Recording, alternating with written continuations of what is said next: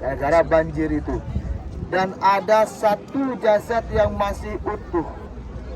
Saking utuhnya, darahnya pun masih ngalir. Tombaknya langsung dilempar dan langsung menembus perutnya Sayyidina Hamzah.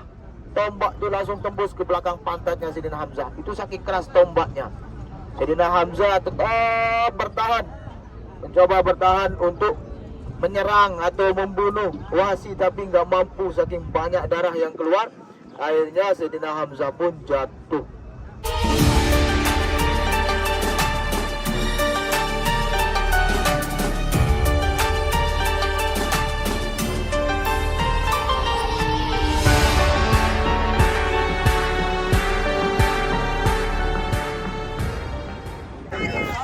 Alhamdulillahirrabbilalamin. Sekarang aku berada di Jabal Uhud atau Gunung Uhud. Ini gunung yang merupakan sejarah bagi umat Islam yang berada di kota Madinah, karena pernah terjadi perang Uhud, perang antara kaum muslimin Madinah dengan kaum musyrikin dari Mekah gitu. Dan nantinya dalam surga itu ada satu gunung, yaitu Gunung Uhud ini sendiri. Nah, bagaimana ceritanya nanti aku bakal tanya-tanya sama Pak Ustadznya. Kayaknya rombongan aku udah di sana. Yuk, kita ke sana yuk.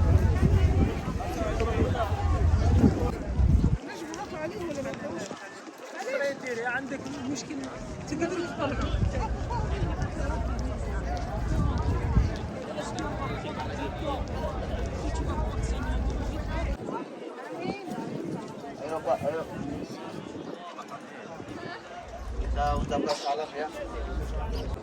Assalamualaikum. Assalamualaikum. Ya aman Nabi. Ya aman Nabi.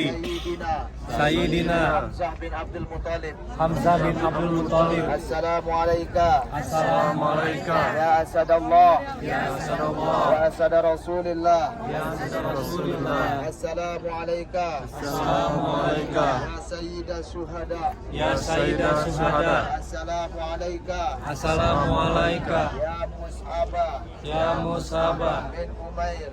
min Umair. Ya Qaidal Mukhtar. Ya Qaidal Mukhtar. Ya man asbata. Ya man asbata Qadamaihi Qadamaihi ala rimahi ala rimahi hatta atahul yakin. hatta tahul yakin. Assalamualaikum. Assalamualaikum. Ya syuhada Uhud. Ya syuhada Uhud. Allahumma jzihim Allahumma jzihim anil Islam anil Islam wa ahlahu wa ahlahu afdalal jazai aqal jazai warfa warfa darajatihim darajatihim wa akrim wa akrim maqamahum bifadlika bifadlika wa karamika wa karamika ya akramal al akramin. akramin. Al-Fatihah.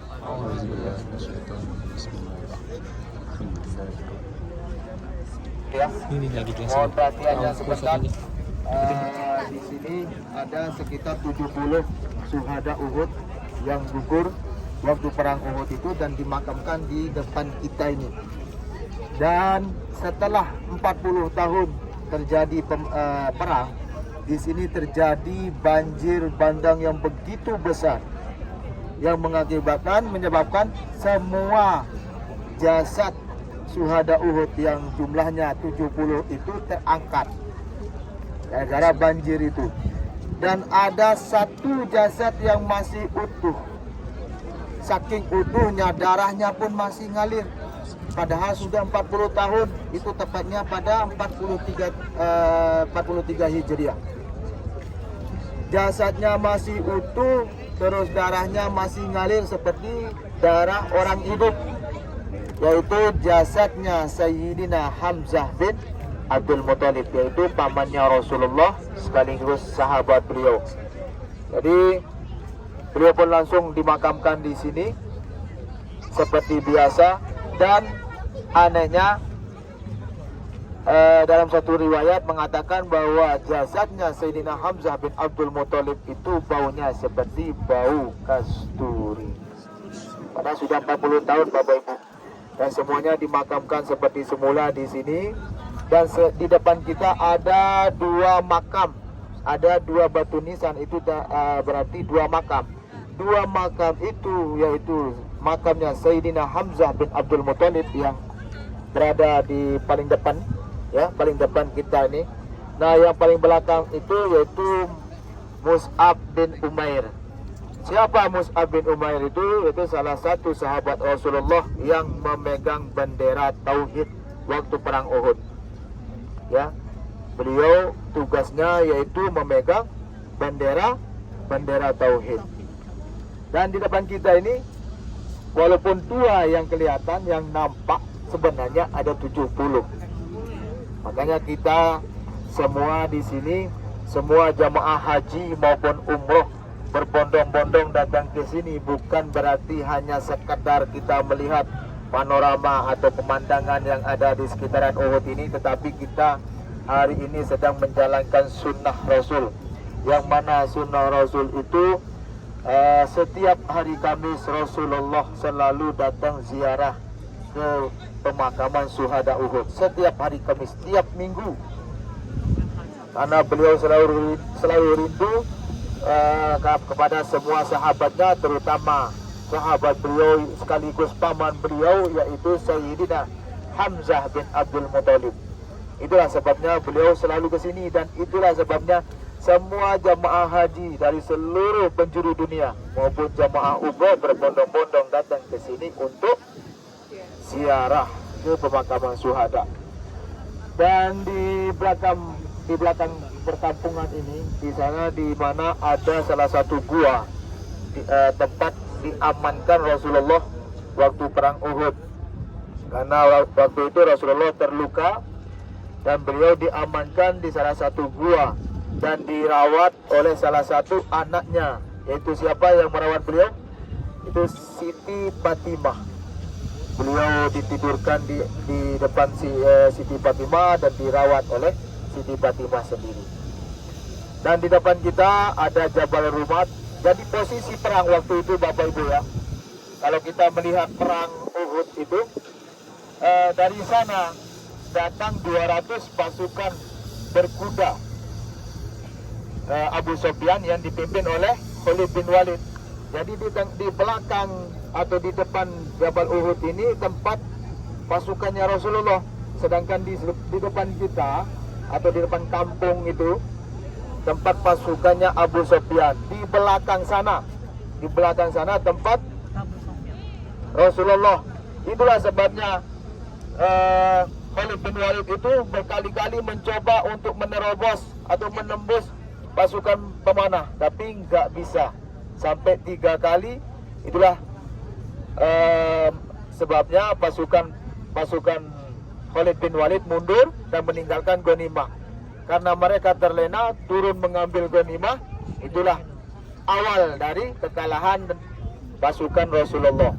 Itulah sebabnya pasukan Rasulullah dikepung di sana, dan Sayyidina Hamzah meninggal posisinya di sana.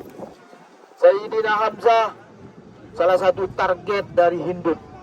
Kata Hindun, barang siapa yang mampu membunuh Sayyidina Hamzah bin Abdul Muthalib, maka ganjarannya atau hadiahnya yaitu akan dimerdekakan dari budak. Budak itu artinya hamba saya, atau kalau bahasa keren kita itu anak buah atau ajudan. Nah itu. Jadi ada salah satu budaknya Hindun namanya Wahsi. Wahsi ini ahli dalam tombak.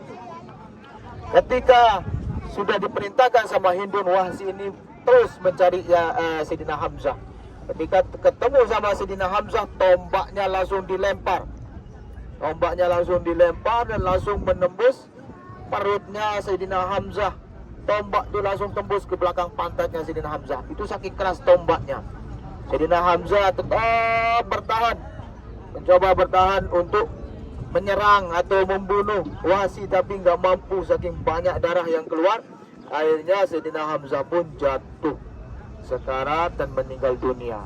Setelah meninggal dunia, Wahsi pun melaporkan ke Hindun bahwa Sayyidina Hamzah sudah meninggal dunia, sudah mampu dia bunuh. Nah itulah sebabnya langsung Hindun menghampiri jasad Hamzah. Setelah dia ketemu sama jasadnya Hamzah, Hindun ini langsung membelah dadanya Hamzah. Setelah dibelah, jantungnya dikeluarkan. Bukan hanya dikeluarkan saja tetapi dikunyah lalu dimuntahkan ke mukanya Sayyidina Hamzah. Itu saking marah, saking dendamnya Hind terhadap Sayyidina Hamzah yang telah membunuh keluarganya waktu perang Badar. Tetapi walaupun dikeluarkan jantungnya, walaupun dikunyah, walaupun dadanya dibelah, 40 tahun lamanya setelah perang, jasad Sayyidina Hamzah, darahnya masih mengalir, jasadnya masih utuh, dan baunya seperti bau parfum kasturi. Ya, itu saja. Kita langsung balik ke bis.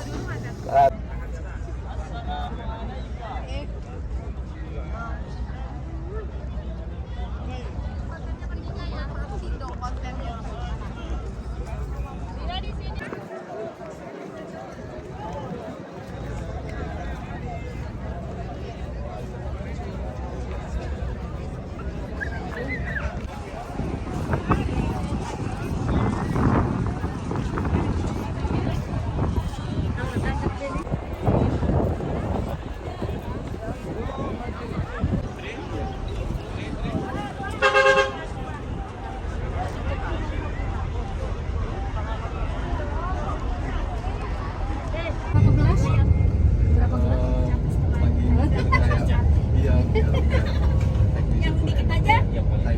Ambil punya aku juga nggak apa-apa. Nih, itu obat. Obat lama.